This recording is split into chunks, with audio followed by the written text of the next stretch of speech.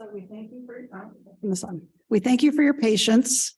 We start at 6:30. We can start late, but not early. So one more minute and we'll get started.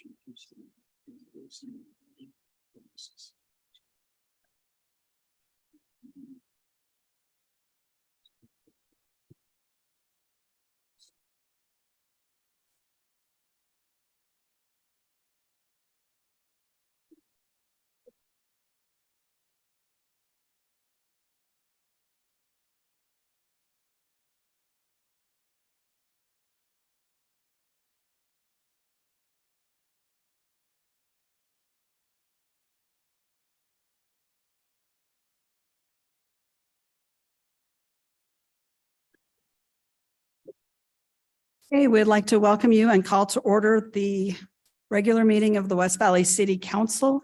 It is August 22nd, 2023, and we are beginning at 6:30 p.m. in the council chambers of West Valley City Hall. We have all members of the council present: Councilman Fitzsimmons, Councilman Whetstone, Councilman Hardman, Councilman Hune, myself, Councilman Christensen, Councilman Norfelt, and then we are also joined at the dais with our city manager, Mr. Wayne Pyle, and our city recorder, Ms. Nicole Kamick. We will now turn the time to Councilman Whetstone for our opening ceremony.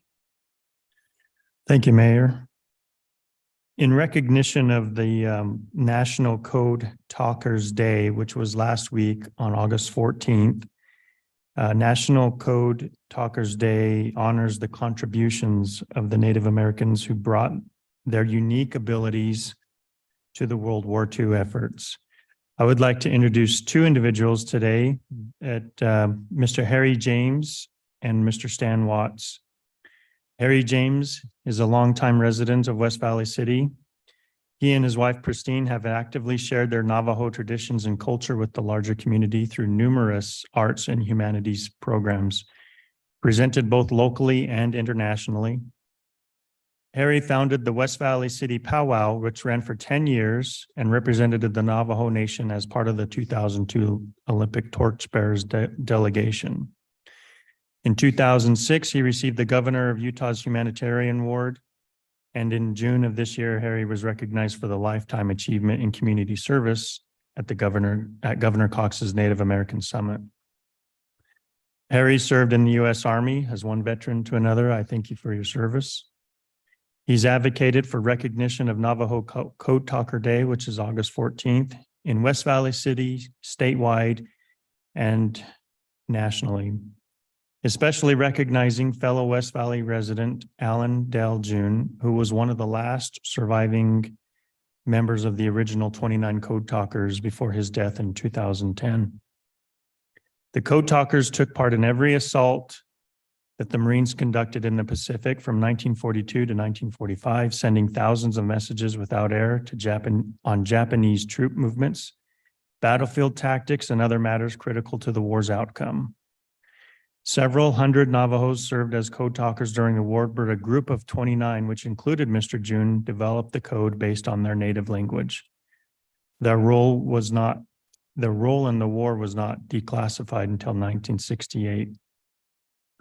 I'd also like to introduce Mr. Stan Watts, who's the artist. Stan Watts was born in Salt Lake City, Utah. While attending Salt Lake South High School, he was already a noted artist. Being recognized as a sterling scholar in art, he's been making bronze monuments for nearly half a century. This experience has taught him more about the actual process of creating and placing monuments than could ever be imparted by formal means. Mr. Watts firmly believes that art is purposive and has the power to change lives. He sculpts stories we ought to remember and history we must not forget. Mr. Watts has done many LDS church-related works, including the large bronze piece depicting Joseph and Hiram Smith on horseback. This statue is placed directly in front of the Nauvoo, Illinois Temple. And one of Watts' most famous pieces, entitled "To Lift a Nation," is taken from the famous photo of the New York City firefighters raising a flag over the collapsed World Trade Center site. Locally, Mr. Watts created the Striving for Excellence statue of hockey players located outside the entrance of the Maverick Center.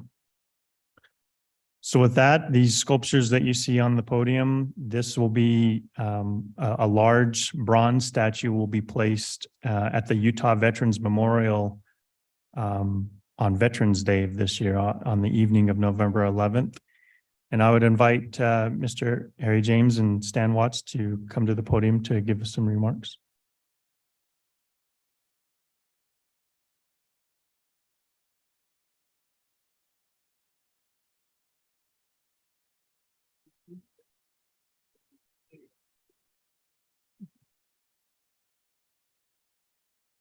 So I'm honored to be here and in front of the council.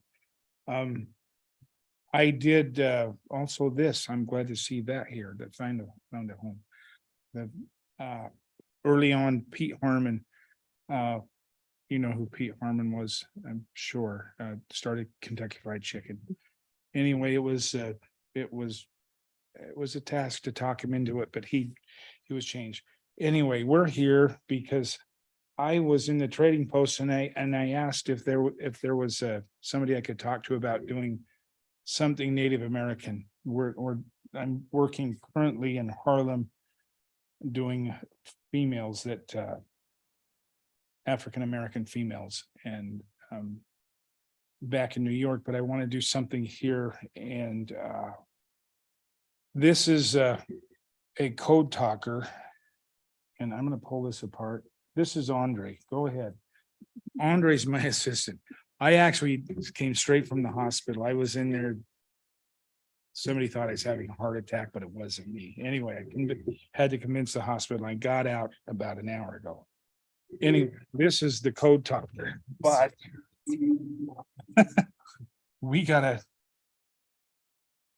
this is what we originally were going to do, but we had proposed these smaller ones, and I think that's this is how they would be. One would be guarding and one would be radioing. Another way is one would be writing things down. That's what they would be doing. But I met Harry, and this sort of just grew, and he said, well, I thought I was doing a bust. And he said, no, and I did not know you had this Veterans Memorial here. And I have been working for 15 years on a Veterans Memorial that I don't know if it's ever going to come to pass outside of Chicago. 200 statues they want me to do. But I'm getting old really fast, and I'm tired of waiting. So I would prefer helping to place and do, I've done multiple military pieces that honor all the wars. And I see you have an empty pallet out there, or a place out there. And it takes a lifetime to figure out how to make all this happen. But if allowed to start with this code talker, and maybe he'll have somebody watching for him, I would like to propose building the greatest Veterans Memorial in the United States, if allowed. this young man here is Andre, he's from Russia. And I brought him over to keep him out of the war. Because he's the most talented artist I've ever met. But I don't mean to get emotional, but it's hard. And I believe I'm here for a reason. And the veterans need to be honored and remembered. And the government and people, we need to fund ourselves, but finding funding, and there's other artists, there's a ton of artists in Utah. But what I learned early on was if you build it and it's good, then you can sell it. But I've always built the monument first and have it approved, and then the council can see what we're talking about. Nothing works if you're trying to get paid for something that doesn't exist. You can't get an investor. So I've gone out and I've survived. I've done over 100 monuments around the world, the United States and around the world. But it's but I know that it has to be meaningful. I believe art, if used correctly, we're history. They're artifacts. This is what they dig up. So who are we? We can be.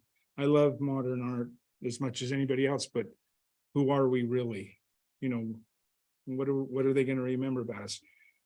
These are battles, and my hope and prayer is that we don't have any battles to fight soon, because we'll become one world, and that's why I'm working with the Russian. Terrified my whole life of Russians, and he wanted to come and meet me, and I'm like, no, stay away. But he didn't get the message.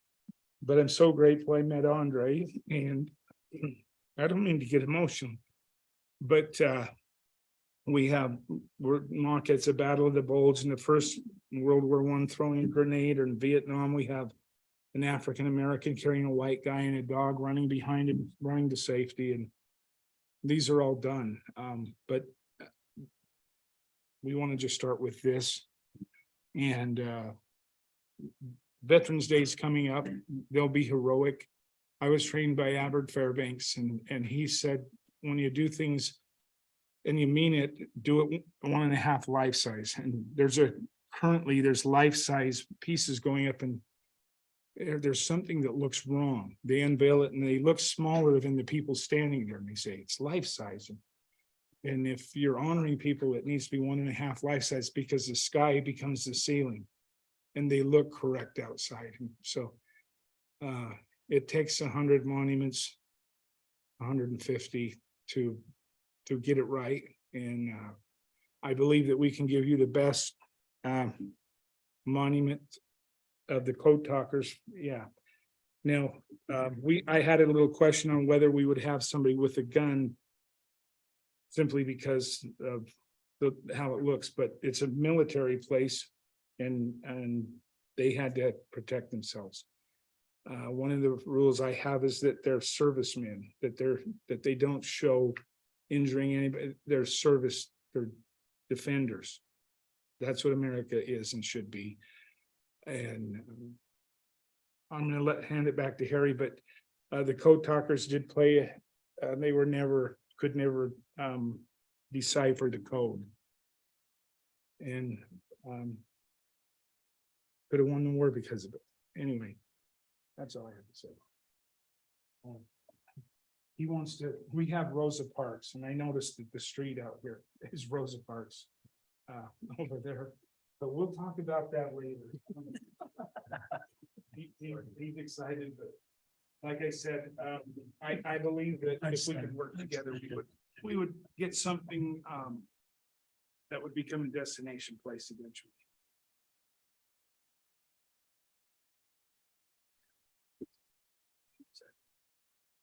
There you are.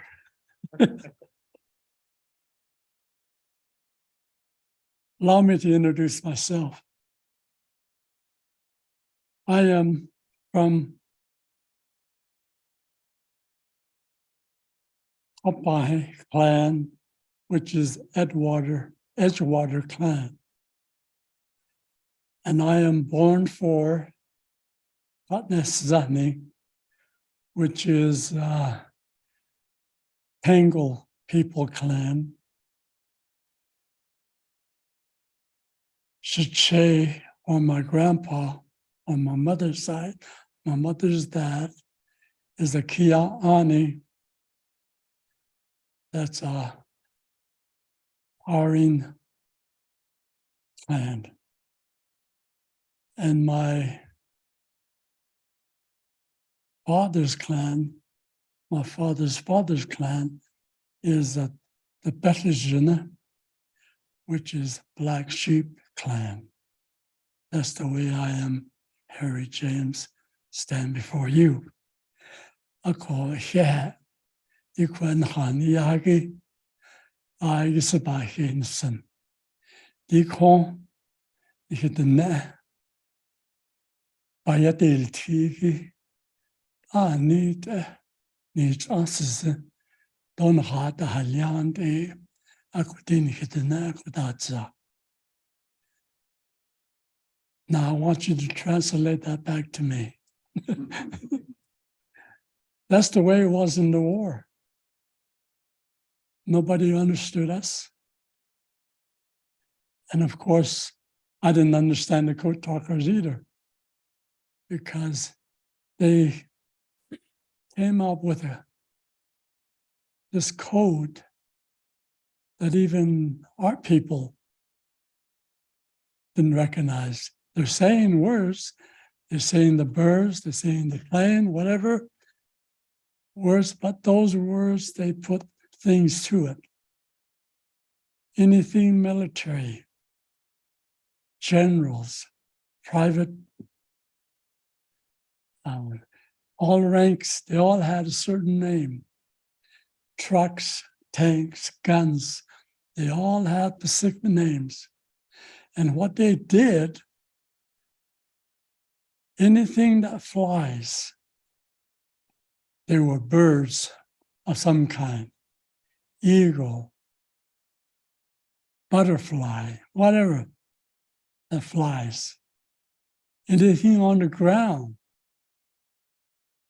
military, turtle became a tank. So everything on the ground is given a name, an ant, whatever is on the ground. In the water, your torpedoes and all that, they're all are the submarine so. So is a fish. When you add so, becomes big, like a whale. So a whale becomes so. So when they're talking about to each other, I remember this one guy saying that he was listening to them talk, and gosh, are they ordering breakfast? What's this? Eggs and bacon and all this stuff they're using to carry the message. And the guy, they're ordering breakfast, you know. So it's digital everything. So my people didn't understand him. We know he's talking about fruitcake and all this stuff, but that doesn't what the signal was about. But I would have brought you a doll that one of the code talkers made, and you push the button, it gives the code, and then it tells you what it is. And so I would have brought it. The battery was low, so I didn't bring it. But that would have been nice for you to listen to. But again, I think this is a good project and represents. Always look at this thing as what would have happened if we would lost. If we would lost. You council people are going to have to speak Japanese. Talk to each other because they'll take over. So luckily, to me, the code talkers and all the military service have saved our life. one of the generals or one of the big officers said, if it was not for the code talkers, we would never taken Iwo Jima, because of the messages that they used to carry to protect that hill. If it wasn't for the Navajos, the Navajo code talkers, we would never taken Iwo Jima. So in a way, if you think about that, how close it was, even though we've done some other things that did our victories at various places, but that really counted for us to win that. So my theories is these young men, I mean, Keith Lill is a code talker, came here. He was not the 29, but he was 15 when he volunteered. Because at that time, they'll take anybody that looks good, that speaks English, right, and Navajo. Those are the three requirements. So if you didn't speak English, even though broken, if you can write and talk Navajo, you're in, that kind of thing. So that was the requirement. And I was going through my paperwork. My grandpa volunteered. Only problem was he spoke Navajo fluently, but didn't write and didn't speak English. I'm not saying that he would have gone, but I'm surprised he even volunteered. I didn't even know that. And so there are a lot of families on the reservation. When President Nixon or President Reagan put a freeze on talking about it, their grandkids, their great-great-grandkids never knew what their grandpa did until 1956 or 58, when they said, okay, you can tell your story. And so they kept quiet all the time that they were home. And all the stuff came out after that. So it's a wonderful thing for our city here in West Valley to honor them. And I think, to me, every city, every town, every state should have some kind of sign that says Navajo Code Talker on their street or somewhere within the town, so that people will know who they are and get curious about it. And there's a lot of stuff on the internet. If you're curious, take a look on the internet. You'll find all kinds of stuff. So with that, I appreciate tonight for walking with us, and I appreciate this man right here, Mr. Stan, and we also, they're amazing. And I haven't been to his shop yet. I will. He shows me all these great big horses, tall as this inside of this building, and it's amazing me what he can do. So he's a blessing to the city. So thank you again.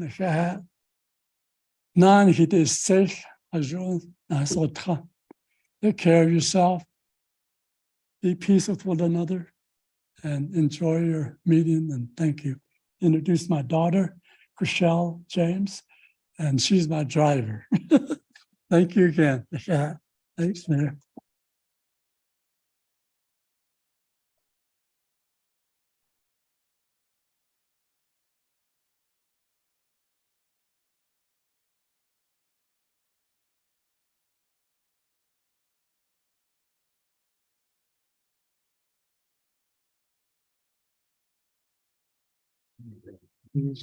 We're gonna get these out of your way.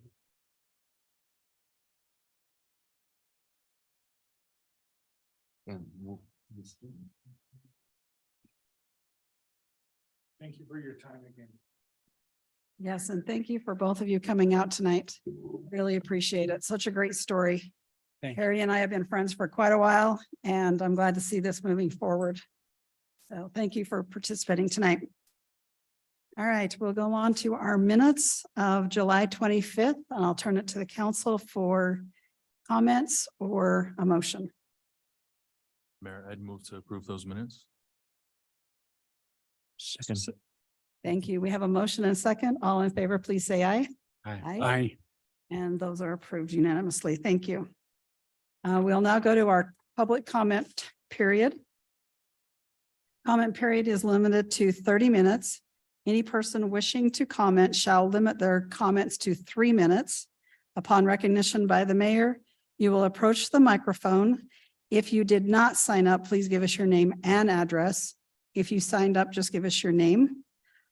All comments shall be directed to the mayor. No person addressing the council during comment period shall be allowed to comment more than once.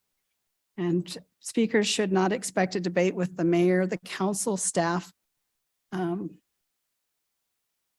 We will have time to respond after the comment period is over. And please refrain from personal attacks against fellow citizens, city staff, or members of the council. So one clarification, when you signed up for public comment, it's for any subject. If you are here to comment on the budget hearing, then just let me know and we'll allow you to speak then instead of this time. So we will start with speaker 1.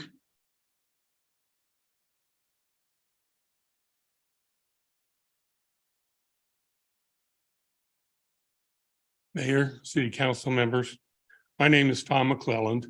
I live in the Bingham Point community, which is located on the approximate corner of 3100 South and 7200 West.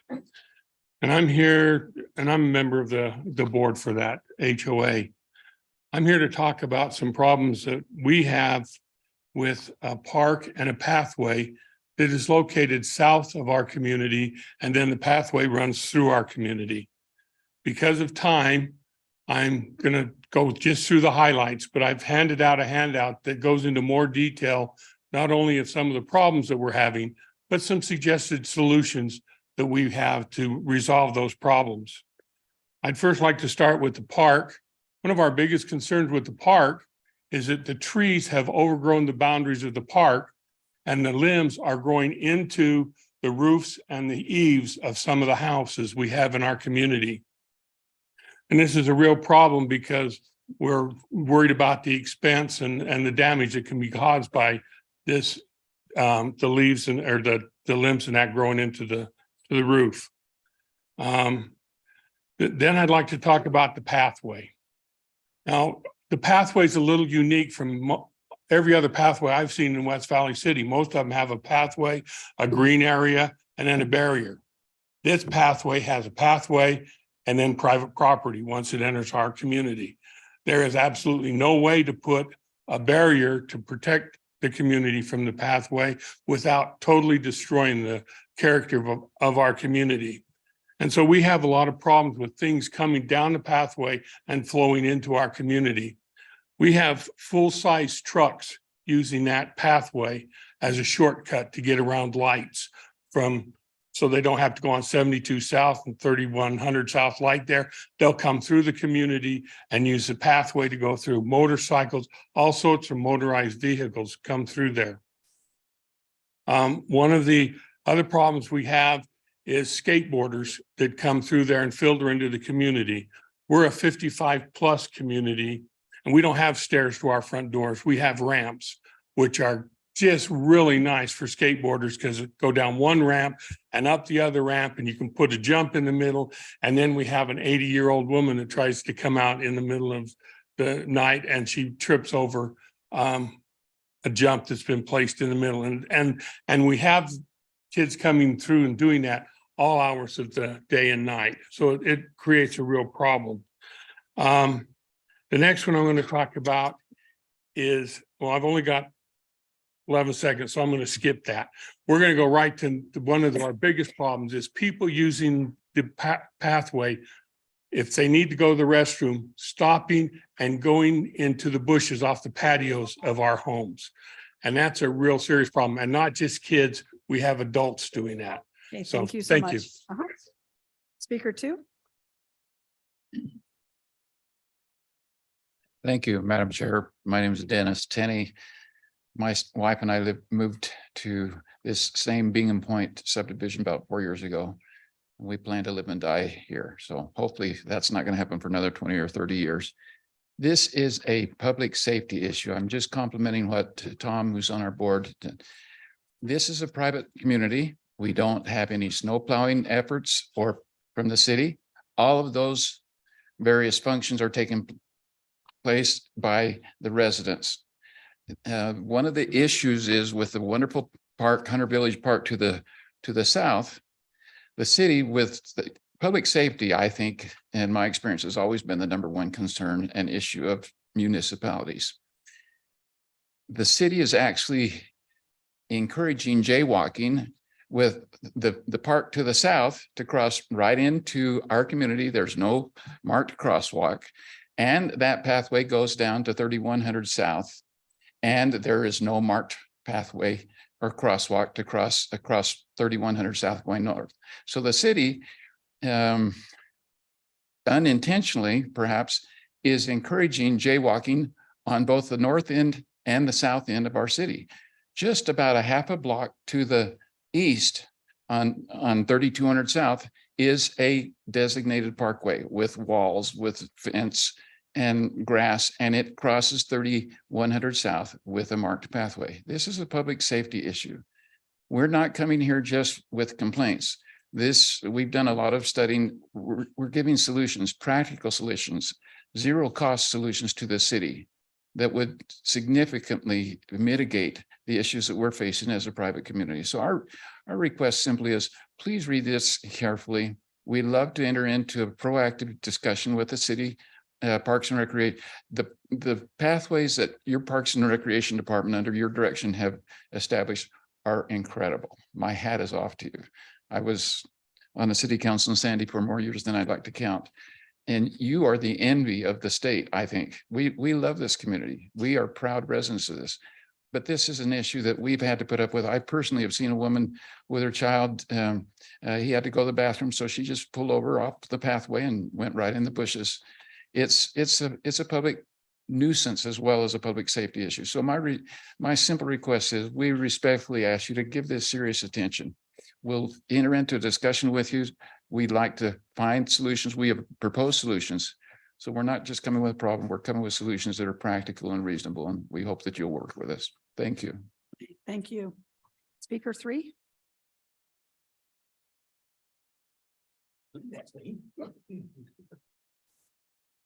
Hi, my name is Kelly Bertosh, 5954 West Zinus Circle. First off, I want to say this has been one of the most interesting meetings so far. That was very spectacular for the code talkers to be initiated into this, and hopefully they recognize more and more. They give us freedom, and I'm grateful for that. Good luck to you guys. My biggest concern is still parking on streets. This is not a public parking lot. It is a street, which is, in other words, a part of a highway. It's not meaning it's a parking lot, and it's getting ridiculous through some of these subdivisions. And it was a challenge. Sometimes I can guarantee you wouldn't even get the red toolbox down there. I know for sure they'd push him out of the way, but again, it's an emergency, it's seconds count. And I wish that they'd come down to our area and really look into that, both up and down 6,000 and all through that area. But by the Hunter Park, it's ridiculous. Speaking of a mess, Hunter Park is a total disaster. I don't know what they're tearing up, but they're ripping up everything, making mud. But anyhow, hopefully it's something good. I know you were saying there's going to be a new park built somewhere again. You spoke about it a few weeks ago. I just hope that we can take care of the parks that we've already got. And I hope that we can take care of our community that we have left. Just coming here, I just overwhelmed of seeing all the high density housing and stuff being built, even on 3200 when I just passed it. You know, I'll go by it a week ago and I didn't even notice it, but boy, it shows up again. So I hope that we can save some of these historical sites for our children to be able to see someday, because it's going away. It's all going away. Unfortunately, Hunter Granger is no more. I mean, it's all included to the city. And our heritage is still there. My heritage is still Hunter. And I'll always contribute to myself to Hunter. I was born and raised there, and I've spent 67 years in this same area. So, yeah, I do have opinions, and unfortunately, they're not always the greatest, but I promised I'd be nice anymore. So hopefully you see a different side of that. I'm a very passionate person, and unfortunately, my passion comes out as aggressive, and I can't blame myself for that. That's who I am. Always been a passionate person. And I care about the city. I care about my community. I thank you. Thank you. All right, speaker 4.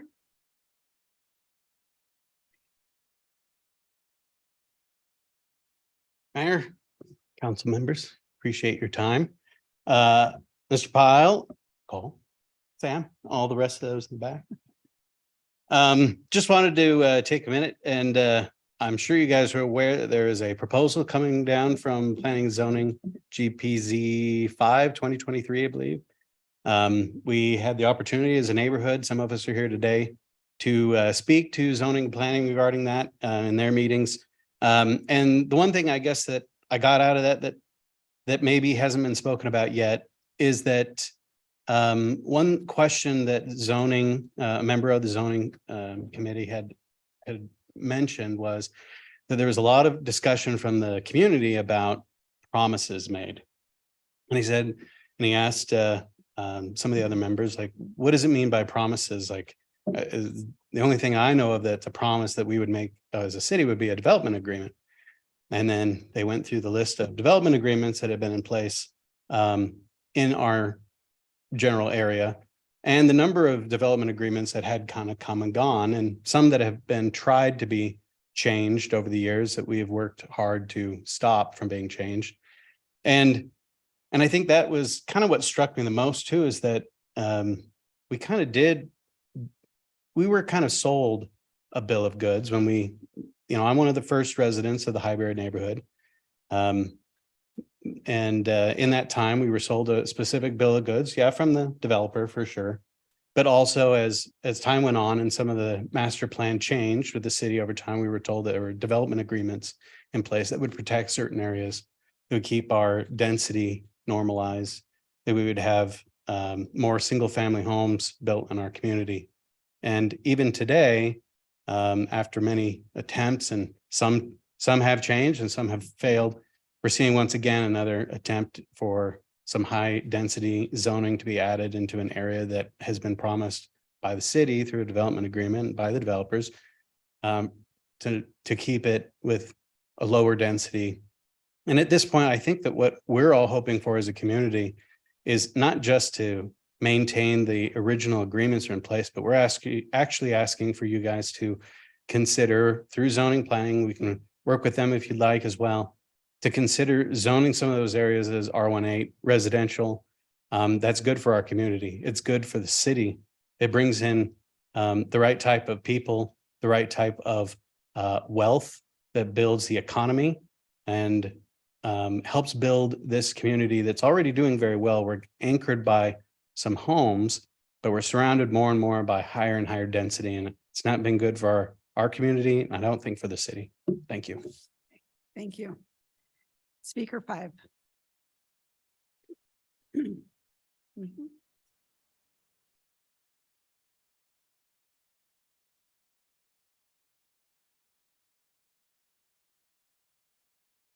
Jim V. Sorry, I forgot my number, so. While out amongst talking to people and going to block parties and other functions throughout the city, I ask a couple questions. One is about the form of government. Majority of the people believe, Mayor, that you are running the city. They have no idea that we have a city manager. To me, that's sad. I also believe we need to change the form of government to the mayor running the city. We are getting near the time limit in order to get it into this function. I think the council needs to discuss it one more time. For the ones that are against it, if you believe you've talked to enough people and they are gonna vote the way you want them to vote, give us the chance to vote. The ones that are for it, the same thing. Give the people the chance to vote. The other issue is code enforcement and the inefficiency of code enforcement, the inconsistency of code enforcement. I went and visited several people in their homes complaining about their neighborhood, and actually their neighborhoods aren't as bad as some of the other ones, but they have concerns about their neighborhoods coming down and they want to keep the standards up. A few weeks ago, I talked about the city needs to advertise more about being able to report on the website, creating the case number and the follow-up procedures. One of the things on the website though is they took away the opportunity to attach pictures or a picture. I think that needs to be put back in, even in the parking part of it, because of reporting code enforcement, sometimes it takes them a week to get out. The parking guys are pretty much the same day, but the code enforcement can be a week later, and the only response they put on their paper is violation not found. That leads me into the semis and tow trucks. Again, you leave City Hall, you hang a right, go down the street, there's a tow truck parked there every single night. It was all day today. I was at Ranger earlier, I saw it. Went to an event today, saw it, came back, and it's still there. Unless you guys have changed the weight limits and the tow trucks being on the streets, that is wrong. Semi 41, drive on the weekend, there's a red one just as you come up past Constitutional. It's there every single week. It's on the right-hand side. That's all I have in my time. Okay, thank you. Speaker 6.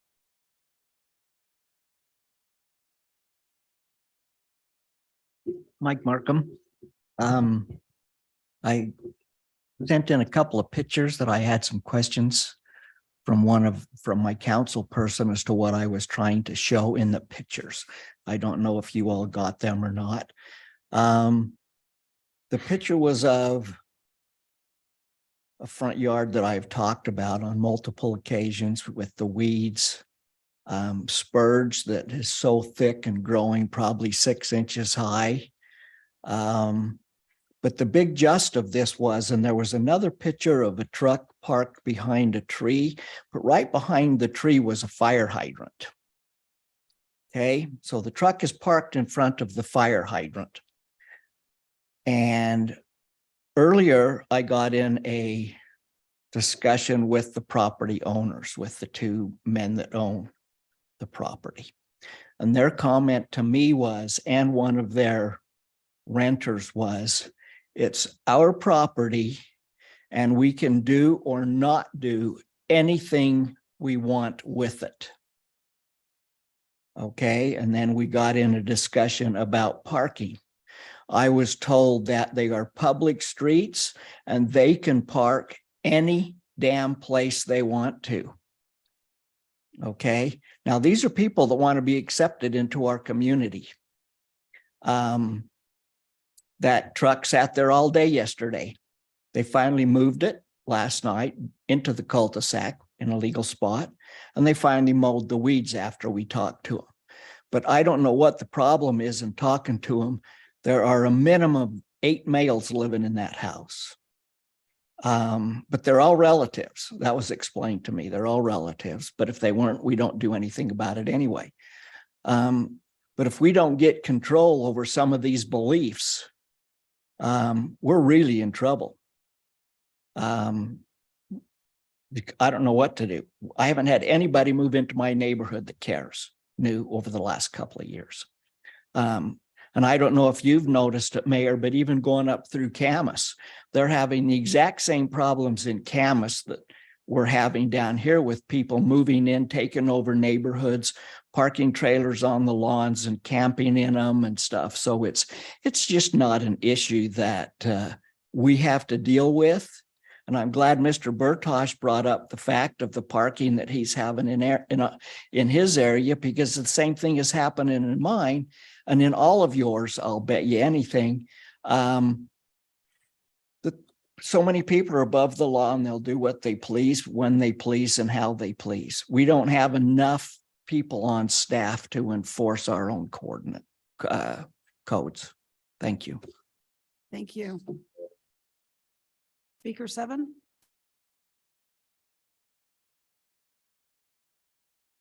Hi, my name is Michael Dye. I prepared a statement to be concise, and so I'll read that. It's regarding to GPZ 5/2023, the rezoning proposal. I live at 5101 West Sandwell Drive. I'm a career engineer in IT and I work from home. My circumstances are not rare in Highbury. My wife, who works in the U Hospital system, and many of my neighbors, some of whom are here, are professional who work away from offices just like I do and share the same perspective that I do. I chose a home in our community because it's a safe place to live and a quiet place to work. I have multiple high-speed network providers, and I regularly welcome colleagues to my home office. My family and I are active participants in designing curriculum and helping with STEM instruction at a local school. We use our home for many of these activities. The rezoning proposal GPZ 5/2023 compromises many benefits of Highbury. In part, it proposes 455 new units that are internal to our neighborhood, which our neighborhood has about 200 units right now. So that's more than double. Adding these will greatly impact the peaceful and productive work environment that people like me rely on. The community has traffic problems today, which are largely understood by the Planning Commission, but they were missed by Wasatch Capital and Acquisition's traffic study on file. There are parking problems too. And those problems are expected to grow significantly with the proposed change from R18 and A2 to MXD. Resort style amenities like pickleball courts, a 12-occupant surfing training pool with poolside patio spaces, and hotel will significantly increase neighborhood noise once in operation. The estimate of 2 years for construction of these projects means the area will be a noisy, busy commercial construction zone for a long, long time. Large-scale construction, including digging a surf pool and erecting a 6-story steel-framed hotel, starts about 100 feet from some of our front doors. This seems like a disruptive and destructive way to grow a residential neighborhood. Further, most of the proposed units are rentals, and they're expected to be occupied short-term. The introduction of many anonymous people to our neighborhood significantly increases the risk of harm to our children while they travel to school or playgrounds or play outside with their neighborhood friends. The community is best served by expansion that is consistent with the current zones R18 and A2. This is the conclusion that the West Valley City Planning Commission reached on July 26th by majority vote. It was 5-1 against rezoning. Commissioner Harold Woodruff said in the closing statements there, the R18 lot size is valuable, but the percentage of housing with this zoning is diminishing in West Valley. Property, and this is a quote, property that is zoned R18, we should try to hang on to. This property should be developed as an R18 subdivision, meaning our area, enhancing what is already built there. The approximately 80 Highbury community members, 60 of whom were here in person at that vote, and 20 of whom were here virtually, all agree with that sentiment. And we urge you, the city council, to leave our zoning intact in our community and find a more suitable destination for the proposed development by Wasatch Capital and Acquisitions. Thanks. Thank you. Speaker 8.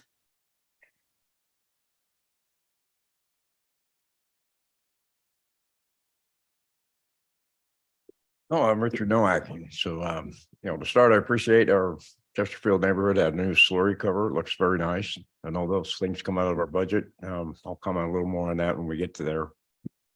Anyway, I showed up 2 weeks ago. There was 4 other cars in the parking lot, and these people wanted to make comments. And of course, the meeting had been canceled. So even the last week I showed up, and there was also people in the parking lot. So I seemed to notice that you know, the public wants to come and to speak to the elected officials that we have. But I seem to notice more often that you only have these meetings when it's conducive and to the developers. You know, they want to change zoning, they want to build commercial, they want to put up high volume, high density housing. So you'll have meetings to appease these people, but if they're not asking for anything, you won't listen to the people that come from the community that want to comment on these things. So I think I would ask the mayor that maybe you should make a proposal, because you're already here doing these study meetings and at 6 o'clock you want to leave. But you're forgetting the public. These are the people that elect you and they want to hear, they want you to listen to them like they've been here today. I appreciate the comments, the good ones, the bad ones. But still our community needs our elected officials to listen. That's about what I had to say, because usually I now just want to come to observe to see how our community is reacting to the growth. So thank you. Thank you. Speaker 9. Garrett. Yes, that's me. There we go.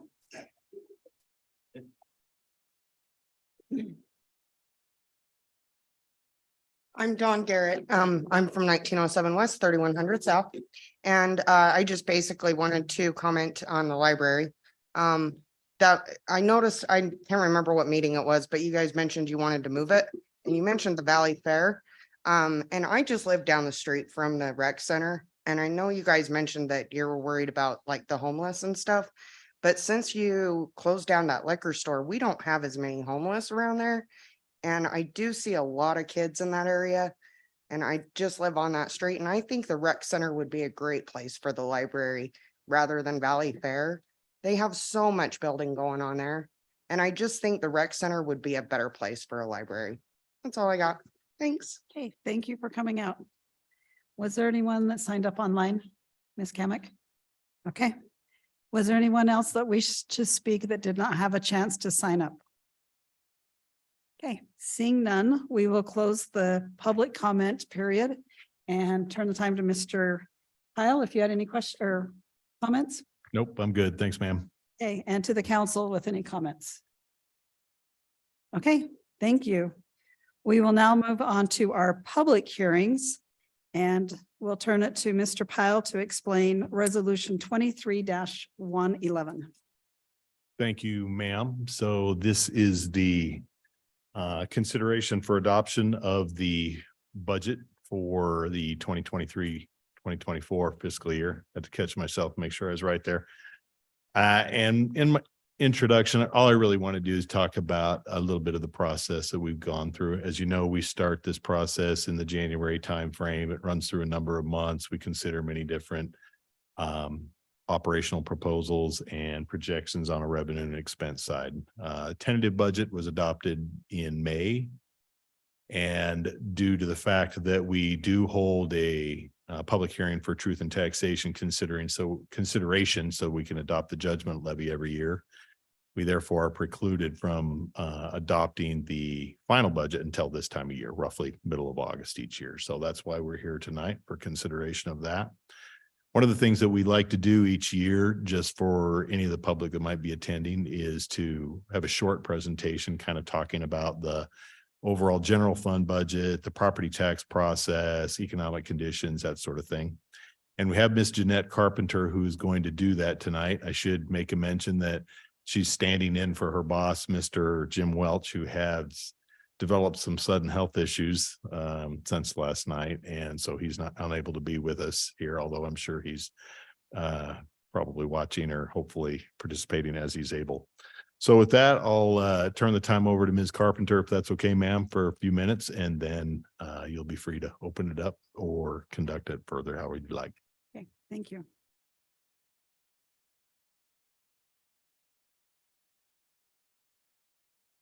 Thank you, Council and Mayor and Mr. Pyle.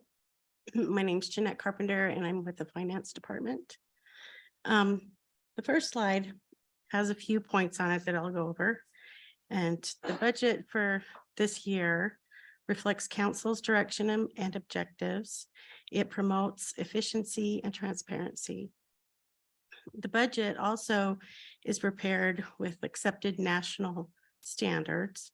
And just to blow finances horn for a little bit, one of those things that we do is we apply for a budget award every year. And that budget award entails how we put the budget together. It details all the processes. It is very transparent about how we're going to be spending our dollars and budget. And I was recently notified that we have been awarded that budget award for last fiscal year's budget. So I just wanted to let you know that. And then also another point about how the budget process works is we are required by state law to have a balanced budget. Next slide, please. Some of the things that goes into the budget process are the budgetary drivers that influence this process. Being financially responsible is one of them. Following government regulations and requirements are a top priority. We review and balance the costs and operations of the city. We want to maintain public infrastructure and services. Economic conditions that we have to look at each year when we go through this process are the inflationary pressures. Is inflation going to go up? Is it going to stay even? Those are things that we take into consideration when we're doing our projections. Also, escalating interest rates. As interest rates goes up, that's good in one sense because we can earn more interest on the funds that we have. Or on the other hand, if we need to bond for some construction project, then those interest rates are going to be higher to pay that debt back. Another factor is uncertain economic future. We don't know what the future holds economically.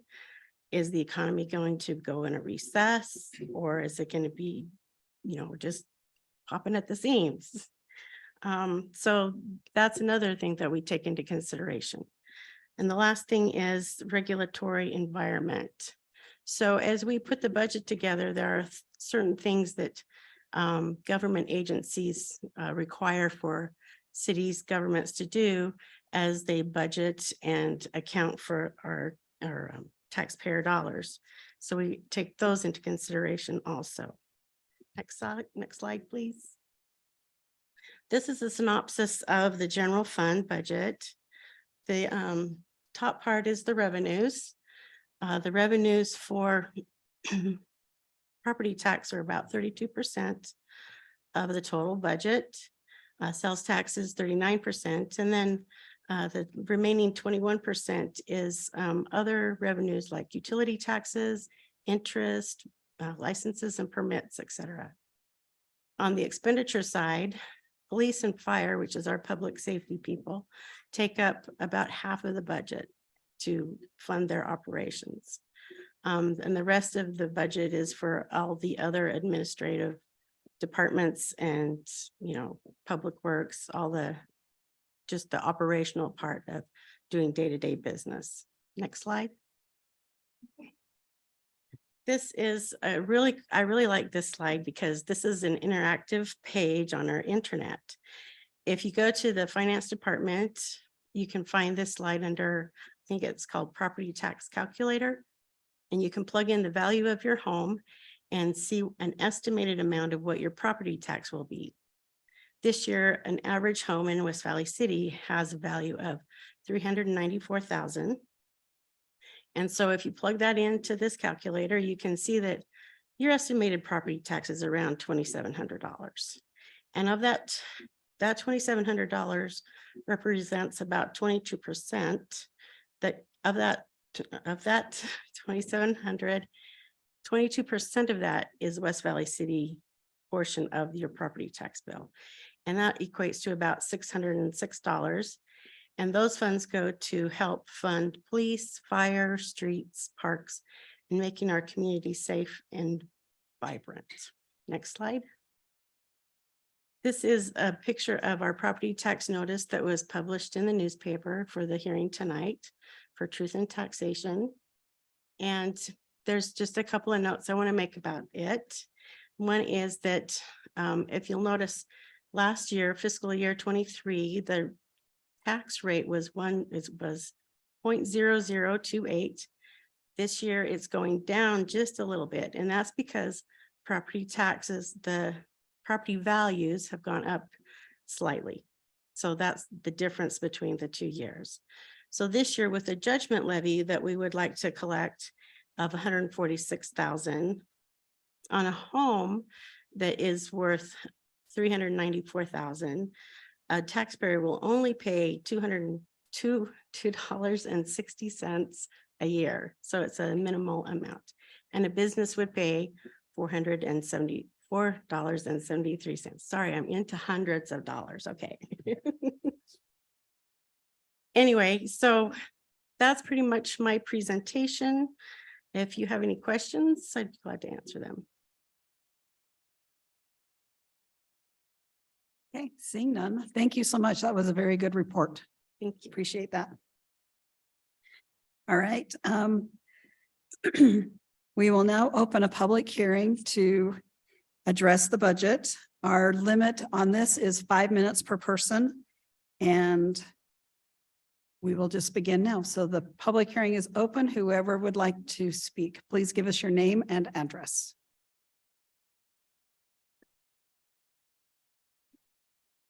Okay, Mike Markham. I just want to ask that on the taxes, it's a very nominal increase. I'm not complaining about the price, but I just want to make sure that you're all really convinced that we need an increase. Because as most of you know, any entity out there that has the ability to raise our taxes, they're doing it. All the water companies are raising it, even the CUP's raising it, even though they said here not too long ago that they had plenty of money, but they're still raising it. But just as long as all of you think that we really need this additional funding, I don't have a problem with it, because I'm probably one of those people that's responsible for the levy, the judgment, because I get a discount on my property taxes because of my military status. So that's another reason why I can't complain, but I just want to make sure y'all really feel like we need it. I don't want to give up any services. I don't want to give up the police department, the fire department, public works, because I think they all do a great job. Need to talk to Dan about some of his friends and knowing how to color within the lines as they did my slurry, but that's neither here nor there. But yeah, if you think we really need it, I'm fine with it. I wish we could double the money spent on code enforcement and make it stick. Wish we could turn that into like a business would, to where it's self-supporting, and maybe pay a commission to the code enforcement officers on what they write. I don't know, but as I stated earlier, I think we have some real problems there with some people's attitudes. Where I pay for one person in my house, the house next door, the property tax has 8 people in it. So, but I don't know how to get around that. But thanks for your time and everything you do. Thank you.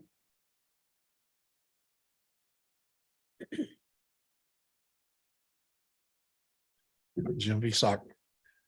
I also agree that the amount that is being raised is an appropriate amount. It's not a whole bunch of money. The one thing I would ask, though, is that department directors, managers, and staff are held to their budgets and not coming at the end of the year and asking for more money to fix things that should have been in their budgets. I don't want to go into details because then that fingers departments. They've set their budgets. Now let's stay within those budgets. I understand there's certain things that do bounce out with the cars and stuff. I wish there was a way to do it, but when you're waiting 3 years for a truck to come in for the a bucket truck, yeah, it's kind of hard to set the budgets there. But when departments set their budgets, they need to stick with it. They need to receive enough fees in to pay for themselves and stick to their budgets. That's all I have. Okay, thank you.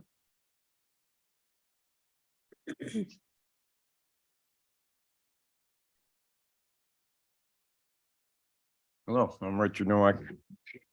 So I find budgeting an interesting thing. As the operation I run as a nonprofit, we have a finite budget and we have to make sure that all the things that are costs that are can make those budgets, and we don't have the opportunity just to overstep those.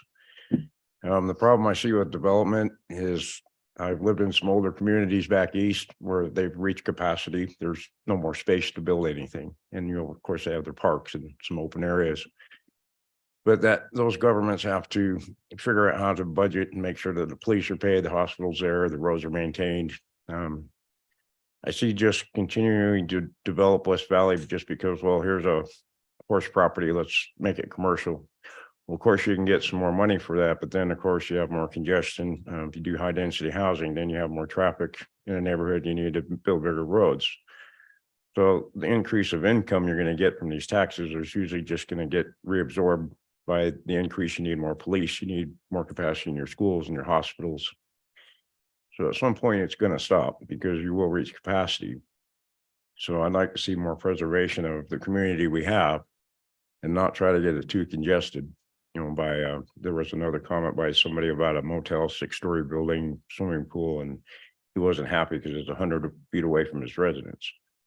So, you know, I think we can have a pretty happy community if we just look at what we have, use the resources that's available to us now, and try to make sure that they're there in the future. That's going to keep the community happy without being overpopulated.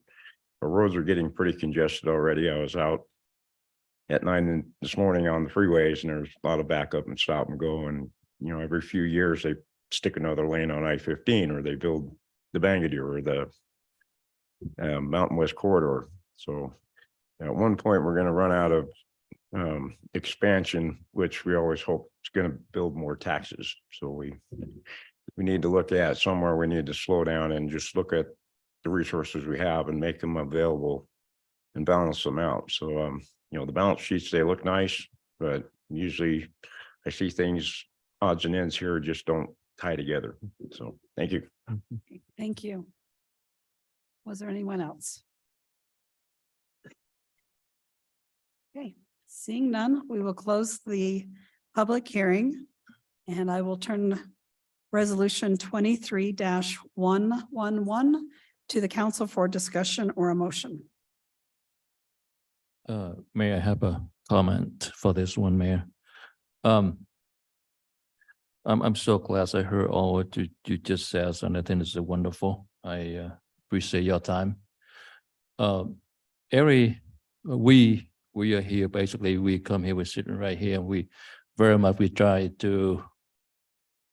are trying to fix this city. We're trying to help this city. And that's why we come here to be a council member and try to represent and people here in the city, try to speak on their behalf. But multiple mayors in the past, and they were trying for 12 years to get the budgets, how to get the very good look at the budgets here in the city and how to reduce the budget. 12 years is appalling. It's incredible. I mean, you can do that with your families almost every week. You can talk to your spouse, try to find out how to pay up your credit card, or you have a good check and you can pay up here and there. But here, 12 years. It's just appalling. And I just want to give this credit to Mayor Land. She continued to push it hard, and she got enough support for this time and try to look at our budgets closely and how to reduce our budgets. And that reason why we want to change the form of government. Do your constituents, they know about this one? No.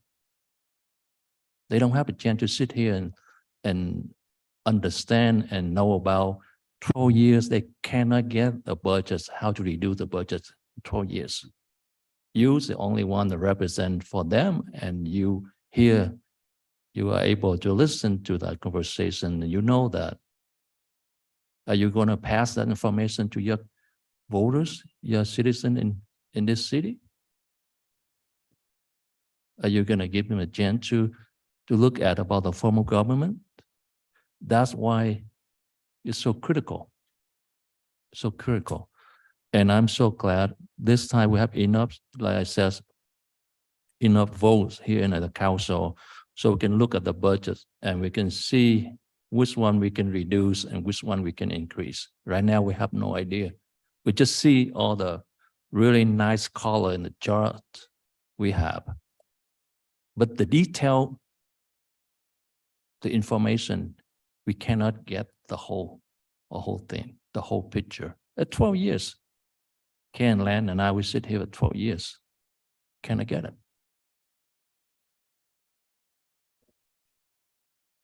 And then see, that's why you see, just like you came up here, you says, you know, increasing taxes, increasing here and there. That's why we want to do that. We want to fix that.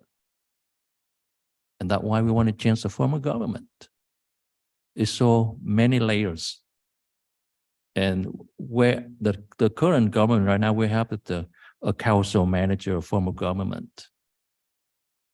And we change to a council mayor form of government. It's the mayor work with the council members directly. And they can look at the budget.